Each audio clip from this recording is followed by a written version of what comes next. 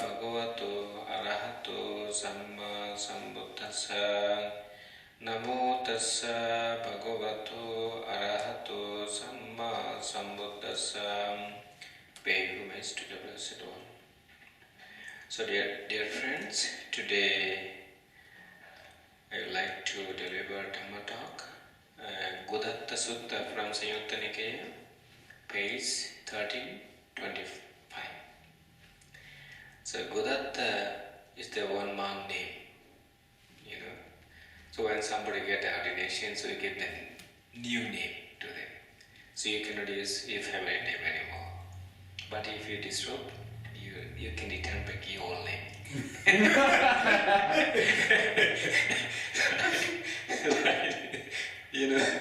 When I went to Missouri and 17 people got ordinations, I sent a link to you, right? Yeah. So everybody have a Nanda, So they were very happy, and someone said, you give me the Buddha Nanda, and he couldn't pronounce that. He said, how can I say Buddha Nanda? He said Buddha Nanda. So Buddha plus Ananda. Buddha means one who attained enlightenment, and the Ananda means one who enjoy. Ananda means enjoy. So I explained all the names. So here, on one occasion, the Venerable Godatta was dwelling at Machika Sanda in the Wild Mango Grove. This is the one place where the Venerable Godatta was living. Okay? Then the Sutta, the householder, approached the Venerable Godatta. So Sutta means one householder name. So paid homage to him and sat down to one side. The Venerable Godatta then said to him, as he was sitting to one side. So Venerable Godatta told him, householder, the measureless liberation of mind, the liberation of mind by nothing, the liberation of mind by emptiness, and then signless liberation of mind. Are these things different in meaning and also different in praising, or are they one in meaning and different only in praising? You see? So he's asking, the monks asking the Sutta, because Sutta he also have knowledge about Buddhism. So that's why Venerable Godatta is asking that. Now, how should the Sutta is going to explain? He said, there is a method, Venerable Sir, by which these things are different in meaning and also different in praising. And there is a method by which they are one in meaning and different only in praising. And what Venerable Sir is the method by which these things are different in meaning and also different in praising? Here a bhikkhu dwells perverting 1/4. Do you understand 1/4? 1/4 means forward. This is when someone attains the 4th jhana. So when someone attains the 4th jhana, so when you are a beginner, we teach to the meditator, you radiate loving kindness to yourself 10 minutes and to your spiritual friend 20 minutes or more than that. You can practice that. So here, he is going to explain. Here, a bhikkhu dwells perverting 1/4 with a mind imbued with loving kindness. Likewise, the second quarter, the 3rd quarter, the 4th quarter. When I started reading the Sutta, when I was at the Dhammasukha Meditation Center, the 1st quarter, 2nd quarter, 3rd quarter, I couldn't understand anything. I was thinking I have to look at the Bengali book. So when I started reading the Bengali book, then I said, oh, first quarter, forward, second quarter, backward, and third quarter, left side, and then fourth quarter, right side, above, below, and then around, all directions. So that makes sense. First quarter, second quarter, third quarter. So, but for your case, it's very easy. I could explain easily, right?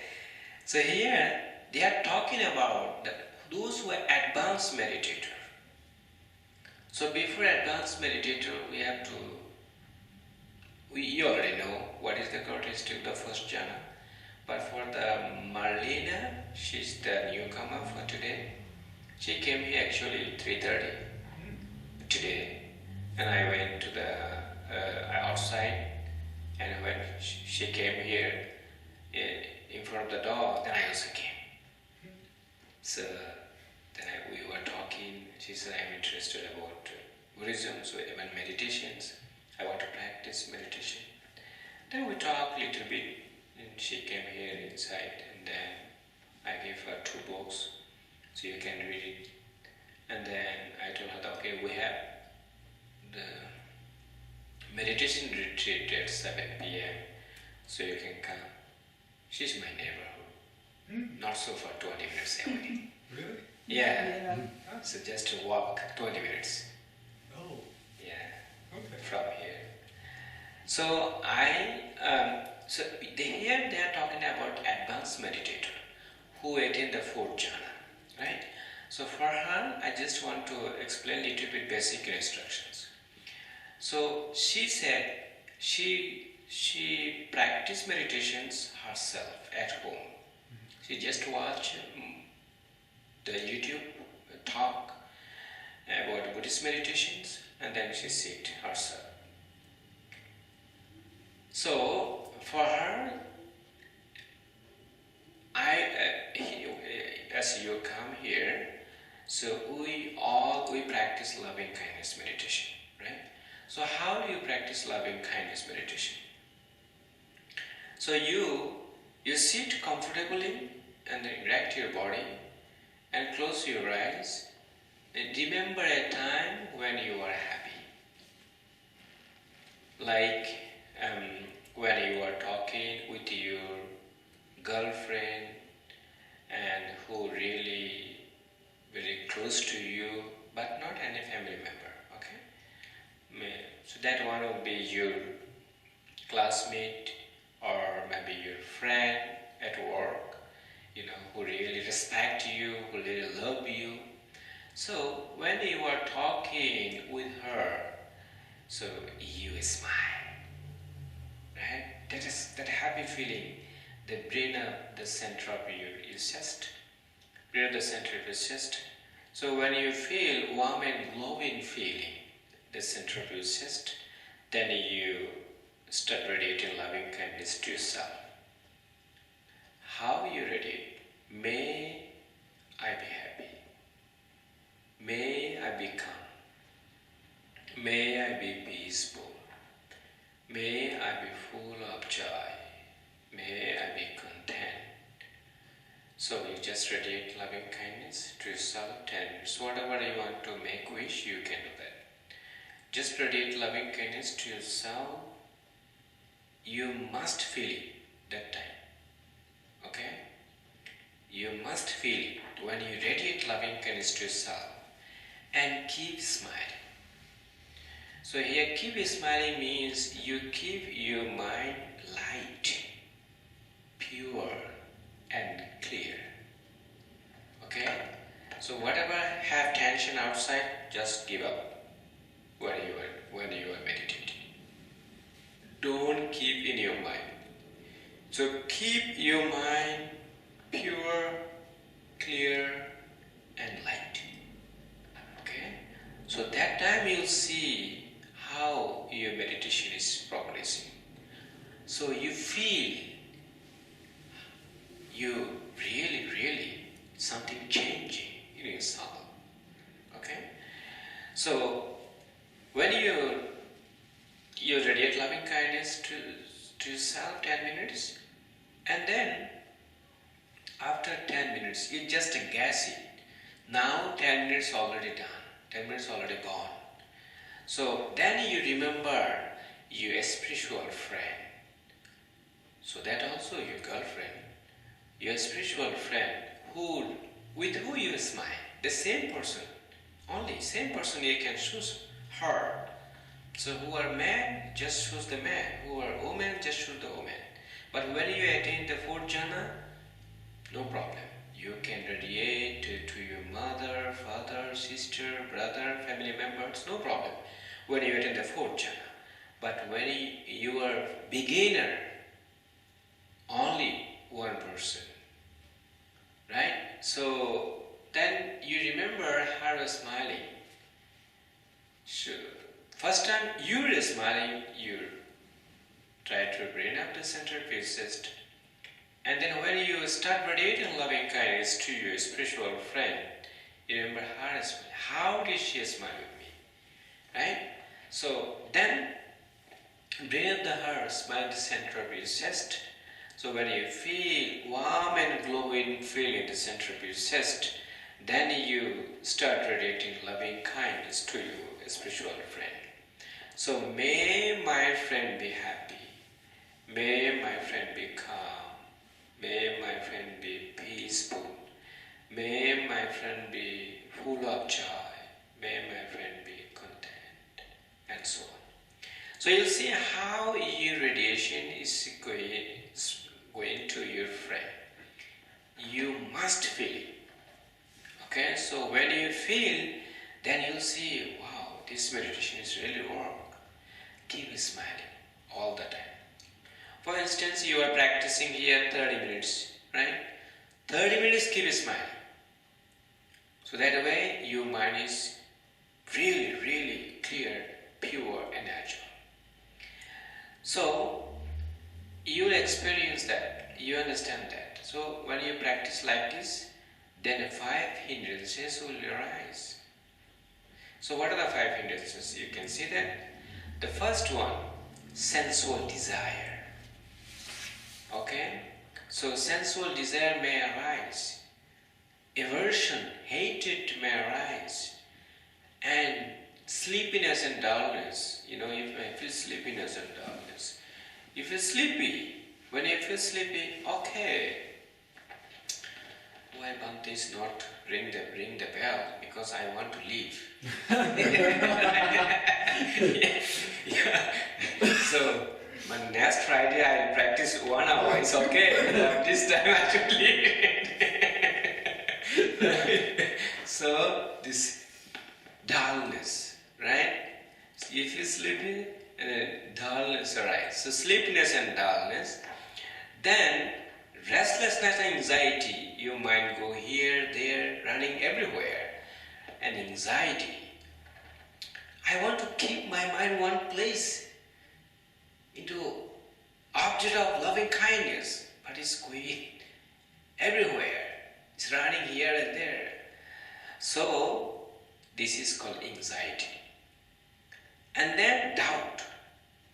I think what I am practicing loving kindness, maybe it doesn't work. And then what Bhakti is teaching, it doesn't work. Doubt arises.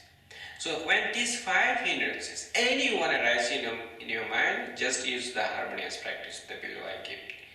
You see, you recognize it and then release it. Don't pay attention there because this is unwholesome.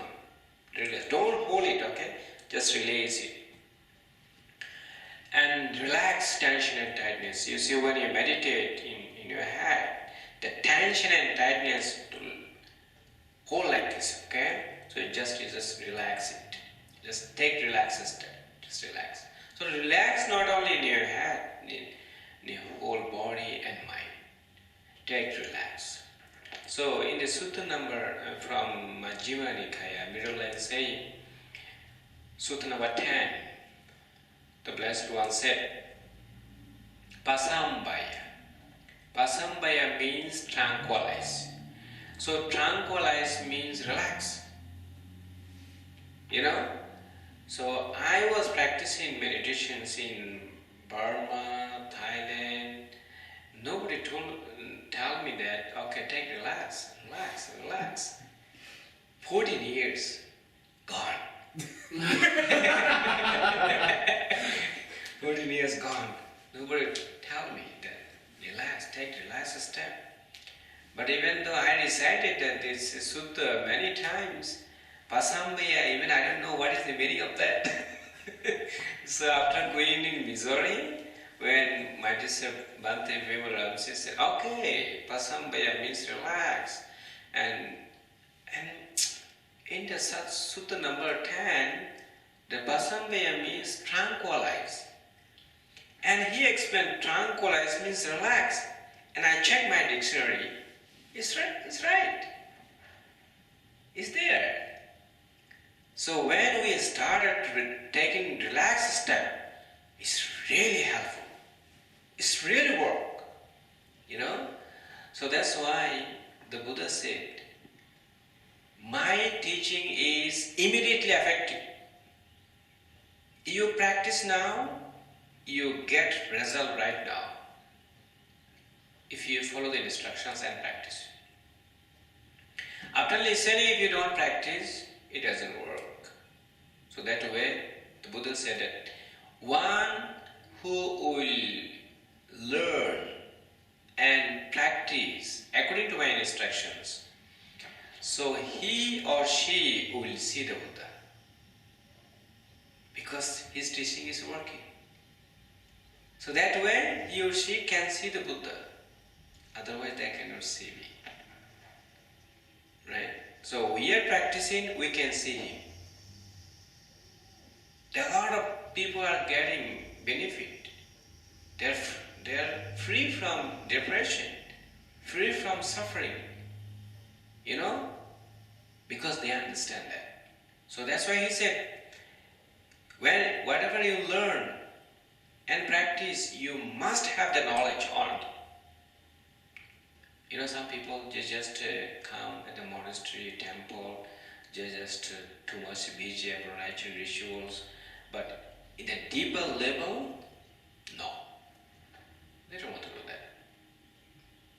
Because they don't want to see the taste of the Dhamma. So Dhamma means the truth. Okay, whatever you practice, when you understand that this is the truth, So, if you just come, Bhante, I want to offer the incense. Buddha, please bless me. I offer you incense. Please bless me to attain the Nibbana. Did the Buddha give you Nibbana? Never. So he said, no, don't expect anything from me. I give you the wonderful teaching. So learn yourself and you practice. So when you practice it, then you will get it. Then you can see me. Otherwise, you cannot see me. You see how wonderful teaching? Right? So that's why he said, my teaching is immediately effective. If you come and see my teaching and practice, then you'll get it. So, when you practice radiate loving kindness to yourself, 10 minutes, and to a spiritual friend, for instance, you sit for 30 minutes, right? We sit here for 30 minutes, right? So, radiate loving kindness to yourself 10 minutes, and to a spiritual friend 20 minutes. Those who are advanced meditator, just practice 6 direction. No need to radiate loving kindness to yourself and to a spiritual friend, because they are already in the 4th jhana, right? So, if any hindrances arise in your mind, just use the harmonious practice. That's all. So, one of my students, when I went in Missouri, when that is true actually on May 6th, so through the Zoom, I was here because I had to come back for the Vesak celebration. So one of my students said that, Bhante, you give me the wonderful technique. And how did I give you? He said, if 5 hindrances arise, use the harmonious practice. If sensual desire arise, use the harmonious practice. If the aversion arise, use the harmonious practice. He explained very nicely, He said it was very clear to me. It's very easy way to practice that. Then he bow and respect me. I said, okay, sadhu, thank you.